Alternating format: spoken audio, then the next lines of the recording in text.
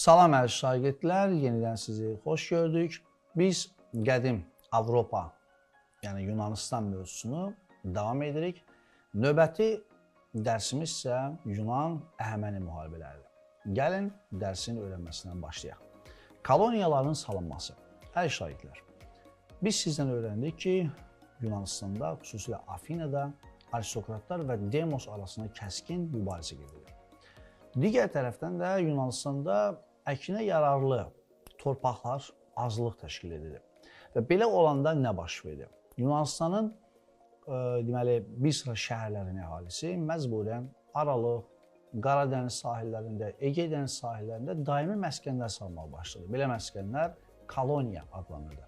Bax, xəritədə də ona diqqətdən istiqamətləri görə bilirsiniz, hansı haralarda, hansı belə məskənlər yaradılır. Ən əsas məsələ bilin ki, bunlara koloniya deyilir.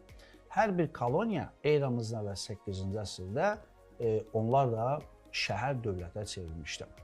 Deməli, beləliklə Yunanların belə köçləri baş verir. 8 eramızdan və 8-6-cı əsrdə baş verən belə köçlər nəticədə Qafqazdan İspaniyaya qədər deməli, dəniz sahillərində çoxlu Yunan məskənlərin və sonradan şəhər dövlətləri çevrilən belə məskənlərin koloniya yaranmasına gətirib çıxartdı.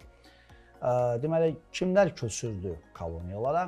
Kəndlilər, aydın məsələ, nəyə görə? Torpaq yox idi, torpaq tapmağa gedirdilər. Sənətkarlar məhsullarını satmaq üçün, o cümlədən tacirlərdə. Ən maraqlı məsələlərdən biri isə burada nədir şagirdlər? Deməli, Yunanlar hara köçmələrindən asılı olmayaraq, onlar özlərinə Ellin vətənlərinə Ellada deyirlər. Yəni, hara köçsələr də, onlar hər yerdə eyni dildə, yəni ümumi Yunan dildə danışırdılar, adət-ənənələri də saxlayırdılar, dinlərini də saxlayırdılar. Hətta ona qeyd edək ki, o məskən saldıqları yerlərin əhalisinə də öz mədəniyyətlərini mənimsətməyə çalışırdılar. Yunan Əhəməni müharibələri. Deməli, əziz şagirdlər, eramızdan əvvəl 5-ci əsrin əvvəllərində Avropanın ən zəngin ölkəsi Yunanistan idi. Vahid dövlətdə olmasa da, amma çox zəngin bir ölkə idi. Asiyada isə bu zaman ən güclü, qüdrətli dövlət Əhəməni imperiyası idi. Və Əhəmənilər mövzusunu biz sizdən keçərkən bildiniz ki, geniş işğalçı müharibələr aparırlar. Əhəmənilər bir sıra ölkələr tutmuşlar və Balkan yarımadasından Hindistana gəlir. Və Kiçik Asiyada yerləşən Yunan şəhərlərini xatırlayırsınızsa Əhəməni şahı 2-ci Kir tutmuşdu. Amma Balkan yarımadasının özünü və o zaman Ege dənizindəki adaları ələ keçirmək istəyən Əhəməni şahı 1-ci Dara idi. 1-ci Dara məhz bu niyyətinə çatmaq məqsədi ilə Yunanistana yürüşə başlayır. Eramızdan əvvəl 490-cı ildə Yunanlar müqavimət göstərməyə çalışırlar, hətta böyük bir döyüşə çıxırlar, marafon döyüşünə çıxırlar. Marafon döyüşündə onların həyata keçirdiyi yüksək hərbi taktika sayəsində Yunanlar qalib gəlir. Sadəcə az olmalarına rəğmən, ona diqqətli olun. Ən maraqlı məsələlərdən biri isə marafon döyüşü ilə bağlı nədir? Deməli, döyüşdən sonra bir Yunan döyüşçüsü marafondan Afinaya gedər, 42 kilometr dayanmadan qaçır və gəlir orada xəbər verir ki, Afinalılar sevinin, biz qalib gəldik və bu sözlər dedikdən sonra o ölür.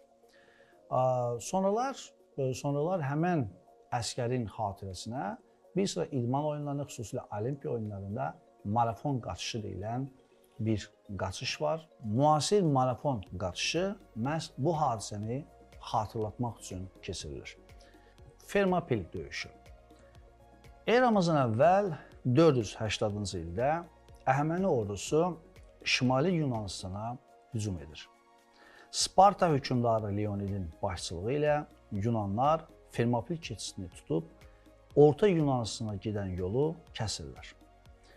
Əhəməni elçilərindən biri öz ordularının çoxluğu ilə Yunanları qorxutmaq üçün bizim oxlarımız günəşin qabağını tutacaqdır, deyir.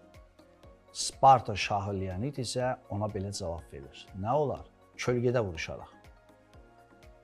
Xəyanət nəticəsində mühasirəyə düşdüklərini anlayan Leonid Spartalılardan başqa bütün dəstələrin geri çəkilməsini əmr edir. O 300 Spartalı ilə birlikdə qəhrəmanlıqla vuruşaraq bərabər olmayan döyüşdə həlak olur. Fermopil döyüşü nəticəsində Əhəmənilər Orta Yunanistanı ələ keçirirlər. Bax, burada diqqətli olun. Orta Yunanistanda Afina şəhəri yerləşirdi. Deməli, Afina da ələ keçirilir. Leonidin qəhrəmanlığı isə hətta müasir dövrdə də həmişə yad edilir. Müharibə Fermopil döyüşündən sonra da davam edir. Belə ki, eramızdan əvvəl 480-ci ildə Salamin dəniz vuruşması baş verir. Bu döyüşdə Yunanlar parlaq qələbə qazanırlar. Eramızdan əvvəl 479-cu ildə isə Yunanların birləşmiş ordusu düşməni tam şəkildə məğlub edərək ölkədən qovur. Yəni Yunanistandan çıxardır. Amma müharibə hələ davam edir. Hələ müharibə 30 il davam edir, amma dənizdə. Və dənizdə müharibəni davam etdirməkdən ötürü Yunanlar birləşərək dəniz ittifaqı yaradırlar. Və bu dəniz ittifaqına başçılıq edən Afina şəhəri olduğu üçün ona Afina dəniz ittifaqı deyilir. Yəni xəritədə döyüşlərin getdiyi əsas yerlərə fikir verin və Afina dəniz ittifaqı 30 il apardığı bu müharibədə Əhəməniləri sonda məğlub edə bilir və Əhəmənilər məğlubiyyətə uğradıqdan sonra çarəsiz vəziyyətdə sülh müqaviləsi bağlamaq məcburiyyətində qalırlar. Müqavilənin şərtləri isə belə idi. Əhəməni dövləti Egey dənizinin adalarındakı Yunan şəhərlərinin, Kiçik Asiyadakı Yunan şəhərlərinin müstəqilliyini tanıyır. Əhəməni donanmasına Egey dənizində üzmək qadağan olunur. Və təbii ki, belə bir müharibədə möhtəşəm qələbə qazanması, xüsusilə dəniz ittifaqına başçılıq edən Afina üçün çox böyük gəlir əldə edir və Afina çox güclənir. Eramızdan əvvəl 5-ci əsrdə Afina Yunanistanın ən güclü dövləti idi. Afinalıları dəniz sahibləri adlandırırdılar. Qələbə nəticəsində çoxlu qənimət əldə olundu ki, bazarlarda minlərlə, yəni ki, qulların satışına gətirib çıxartdı. Qullar ən çox filiz mədənlərində və daş karxanalarda işlədilirdi.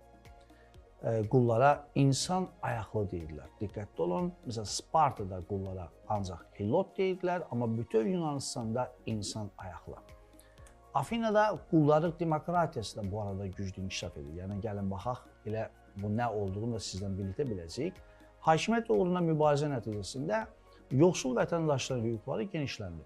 İndi onlar bütün vəzifələri tuta bilir və hətta vəzifəyə görə əmək haqqı ala bilirlər. Təsəvvür edin, Solon islahatı 594-cü ildə bunları edə bilməmişdi. O vəzifə verməmişdi, xatırlayırsınız, və torpaq verməmişdi. Amma 5-ci əsrdə isə proses o qədər yüksək səviyyədə inkişaf etdi ki, artıq bunu edə bildilər. Yəni, demos nümayəndəsi vəzifə də tuta bilir, strateji də ola bilir, təsəvvür edin. Afina quldarlıq demokratiyasının ən parlaq dövrü sözsüz ki, Periklin strategik dövrünü təsadüf edir. Strateg bildiyiniz kimi bir ildən bir seçilirdi və o, ümumiyyətlə 15 dəfə bu vəzifəni tutub. Yəni, xalq yığıncağında seçildilər, xalq yığıncağı bu dövrdə ali hakimiyyət orqanı idi Afinada, bu da qanunlar qəbul olunur, müharibə sülh məsələləri həll edilirdi. Xalq yığıncağında kimlər iştirak edə bilərdi? 20 yaşına çatmış vətəndaşlar, yəni söhbət ancaq vətəndaşlardan gedir. Bu idarə etmə forması demokratiya adlanır. Demokratiya isə xalq hakimiyyəti mənası verir. Bəli, Afina demokratik bir dövlət olsa da, amma quldarlıq demokratiyasıdır. Yəni, hakimiyyətdə demək olar ki, daha çox quldarlar təmsil olunurdu. Yəni, belə məhdud cəhətlərinə baxmayaraq, o dövr üçün belə bir idarə sistemi yaradılması özü böyük bir nümunə idi. Beləliklə, şagirdlər, bugünkü dərsimizin də sonuna gəldik. Növbəti dərslərimizdə görüşmək ümidi ilə sağ olun.